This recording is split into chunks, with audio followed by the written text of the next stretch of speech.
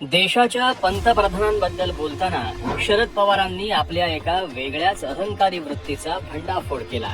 साहेब म्हणाले, मी 56 वर्ष राजकारणात सक्रिय आहे. सध्याच्या घडीला 56 वर्ष निवडून येणारा एकतरी माणूस मोदींनी दाखवावा. पवार साहेब, तुम्ही जो 56 वर्ष निवडून येण्याचा तोरा मिरवताय, त्या 56 वर्षांची राजकीय कारकीर्द किती काळी निळी आहे हे महाराष्ट्राला चांगलंच ठाव आहे. आणि म्हणून पुन्हा एकदा तुम्हाला आठवण करून देण्यासाठी आम्ही या व्हिडिओचा प्रपंच करत आहोत. आठवा 1993चा मुंबई बॉम्बस्फोट. मुंबई हादरली होती. शहरात 12 ठिकाणी ब्लास्ट झाले, पण तुम्ही सांगितले 13.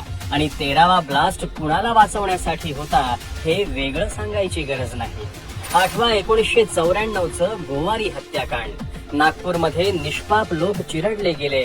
गोवारी समाजाच्या आरक्षणाच्या मागणीसाठी काढण्यात आलेल्या मोर्चावर कोणी लाठीचार्ज करायला सांगितला. पोलिसांच्या या लाठीचार्ज नंतर झालेल्या चेंगराचेंगरीत 114 निष्पाप नागरिकांचा बळी गेला. याला जबाबदार कोण? आणि सर्वात वेदनादायक विषय, शेतकऱ्यांच्या आत्महत्या.